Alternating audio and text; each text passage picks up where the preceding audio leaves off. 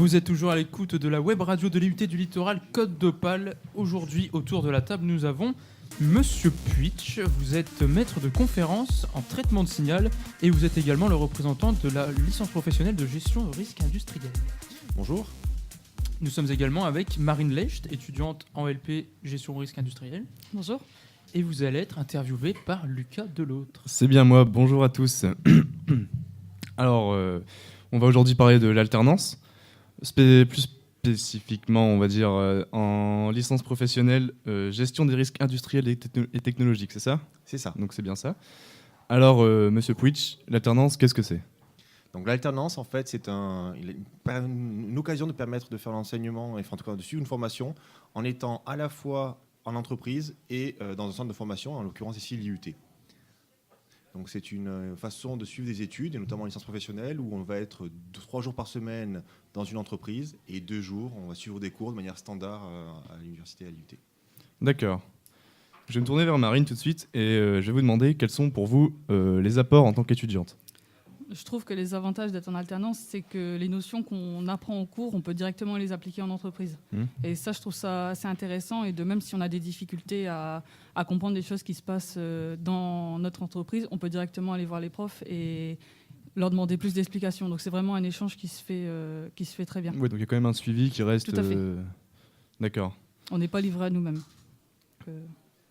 D'accord. Monsieur Puitch, est-ce qu'il y a un accompagnement pour trouver des entreprises pour les étudiants ? Oui, tout à fait. Alors, nous, dans le département, on fonctionne avec deux partenaires principaux. Donc, un partenaire qui est le FCU, la FCU, donc la formation continue de l'université, qui démarche pour nous des entreprises avec qui on n'a pas forcément de contact. Et par ailleurs, donc, nous-mêmes, en tant que département d'IUT, nous avons aussi des contacts privilégiés avec certaines entreprises, notamment le cas pour le stage de Marine, l'entreprise de Marine.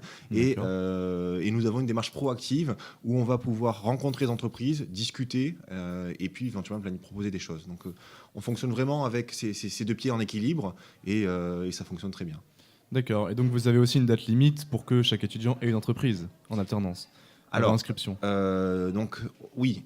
Donc, généralement, les cours reprennent mi-septembre. Oui. Donc idéalement, il faut qu'un étudiant ait son entreprise avant la mi-septembre, mais on autorise une période intermédiaire pendant laquelle l'étudiant qui est inscrit en formation initiale peut switcher vers la formation continue, généralement jusqu'au début décembre. Monsieur Puitch, est-ce que vos étudiants ont du mal à trouver des entreprises ou est-ce que chaque année tout le monde arrive à se caser sans problème ? Donc là, pour l'instant, nous, on travaille avec une partie formation initiale et une partie formation continue. Et donc, on est à peu près à moitié-moitié. Donc, on a à peu près 50% des étudiants qui sont en formation continue. D'accord. Et 50% qui sont en formation initiale. Mais l'an prochain, on ouvrira entièrement en alternance avec l'apprentissage d'un côté et la formation continue et les contrats professionnels de l'autre. Et là, dans ce cas, ils devront vite trouver. Donc, on sera dans une démarche, mais on aura aussi des effectifs plus réduits. Et dans quel type d'entreprise est-ce que vous voyez vos étudiants partir ? Alors notre formation, c'est la gestion des risques industriels et technologiques. C'est en fait gérer tous les potentiels risques dans une entreprise. Et donc nos étudiants ont une partie analyse diagnostic des possibles défauts qu'il peut y avoir, des risques qu'il peut y avoir dans les entreprises. Une partie compréhension, analyse et proposition de solutions pour résoudre ces problèmes. D'accord. Et enfin, une partie faire savoir, c'est-à-dire rédaction de rapports qui expliquent un petit peu quelles sont les limites ou les limites de la problématique et comment intervenir pour les régler. Et c'est donc un domaine extrêmement général. D'accord. On trouve de la gestion des risques à la fois dans la grande distribution, dans le système hospitalier, dans l'industrie manufacturière, dans l'industrie de l'énergie, dans le bâtiment. C'est un domaine qui est excessivement large. Donc nos étudiants peuvent s'insérer un petit peu dans tous les domaines. Après, tout dépend aussi de leur background. On a des étudiants qui viennent plutôt de génie biologique ou de DUT HSE, qui vont plutôt aller vers la gestion du risque, par exemple chimique, et d'autres qui sont plus orientés au départ dans un secteur industriel et qui, eux, vont plutôt aller viser des entreprises dans l'industrie. Oui, c'est logique. Bien sûr. Et donc, Marine, tu es en 3e année de licence ? C'est une licence professionnelle, donc ça se fait en 1 an. J'ai fait un DUT avant. Du coup, donc avant, tu as fait un DUT. Voilà. Enfin, je me suis compris, mais je me suis mal exprimé. C'est et donc, tu es en alternance depuis ? Alors, j'ai commencé mon alternance début juillet. Début juillet. Et tu as fait de l'alternance avant ça ou c'est vraiment découverte cette année ? Non, c'est ma première alternance. Voilà. D'accord. Et dans quelle entreprise tu l'as fait cette alternance? Je l'ai fait chez Big Comté. D'accord. Et tu travailles là-bas toutes les semaines ou enfin alternance du coup tu as une semaine travail, une semaine En fait, entreprise, ça c'est se passe, on est les 2 premiers jours de la semaine, on est ici à l'école et D'accord. après on fait la dernière semaine, enfin le reste de la semaine en entreprise. D'accord. Donc ok. on fait ça, en fait, ça se fait jusqu'en mars et après on est entièrement en entreprise comme si on serait en stage. D'accord. Ah oui, d'où le fait que tu Donc en commences fait, en on juillet. est lâché au tout début de l'année. En fait, on a eu 3 semaines de cours complets, donc pour vraiment rentrer dans D'accord. le cadre de la licence. Et plus on avançait dans l'année, plus on est libéré dans l'entreprise. D'accord. Et pour rebondir sur ce qu'on disait au départ sur l'aide pour trouver une entreprise, donc Marine a commencé à travailler avec BIC l'année d'avant en DUT.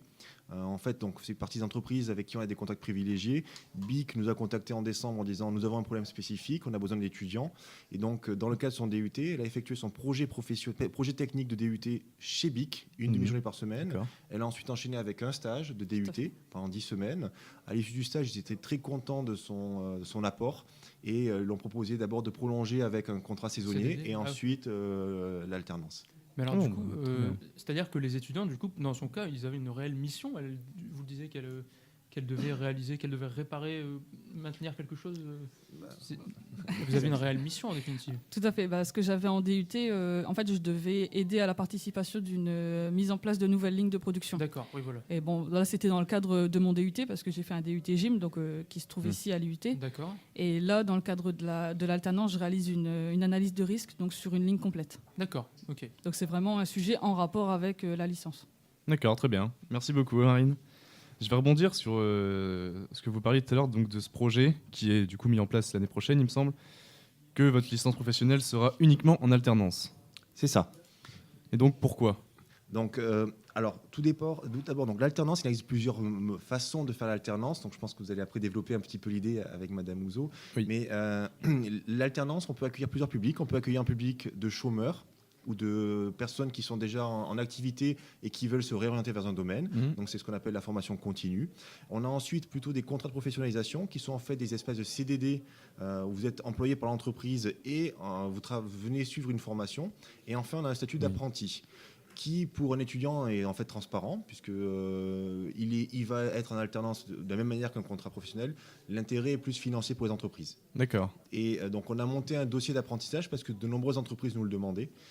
Et donc, la formation ouvrira en apprentissage l'an prochain. Le cas, c'est qu'on n'a pas assez d'effectifs pour pouvoir faire vivre à la fois une formation initiale et une formation par apprentissage. Oui. Et donc, on a préféré privilégier la formation par apprentissage. D'accord, donc il y a quand même beaucoup plus de demandes en apprentissage actuellement, enfin, dans des entreprises qui demandent des contrats en apprentissage. Tout à fait. Très bien. Donc on va accueillir maintenant Madame Ouzo autour de cette table. Bonjour Madame. Bonjour. Madame Ouzo, vous êtes coordinatrice pour le FCU. Alors, je suis responsable de site, donc FCU, Formation Continue Universitaire. D'accord. C'est le service commun de formation continue de l'Université du Littoral Côte d'Opale. D'accord. Alors, qu'est-ce que vous pouvez nous dire sur l'alternance, les contrats de professionnalisation? Alors, donc déjà, on va essayer de repositionner la formation continue. Monsieur Puig l'a fait très bien, d'ailleurs. La formation continue, c'est la reprise d'études. Il faut savoir qu'ici, nous sommes à l'IUT, à l'Université du Littoral. Vous avez la formation initiale, mais en parallèle, à côté, vous avez la formation continue. C'est la formation professionnelle tout au long de la vie. À n'importe quel âge, on peut reprendre ses études, on peut venir frapper à la porte de l'Université du Littoral, et à partir de là, vous allez être accueilli par le FCU, par le service formation continue de l'Université, et on va pouvoir vous proposer un parcours formation. Alors, la formation continue, c'est la formation des demandeurs d'emploi qui sont en réinsertion professionnelle. C'est aussi la formation des salariés qui souhaitent se reconvertir, qui souhaitent déposer un congé individuel de formation. Et à partir de là, les salariés vont pouvoir reprendre une formation universitaire. Et c'est aussi la formation des alternants, notamment par le biais du contrat de professionnalisation. Alors du coup, est-ce qu'en chiffres, vous avez beaucoup de personnes qui font une reconversion professionnelle ? Alors oui, on a un certain nombre de salariés et de demandeurs d'emploi tous les ans. Il faut savoir qu'en moyenne, on peut accueillir entre 900 et 1000 auditeurs. Donc on va parler de stagiaires, un stagiaire de la formation professionnelle ou auditeur sur une année universitaire. D'accord. Et sur tous les niveaux, de Bac plus 2, Bac plus 3 à Bac plus 5. D'accord. Bon, alors écoutez, Marine, Madame Ouzo et Monsieur Puig, merci d'être venus, merci d'avoir répondu à nos questions. Merci de nous avoir accordé cette interview et merci à vous aussi. Bonne journée, bonne continuation. Merci. Merci. Au revoir.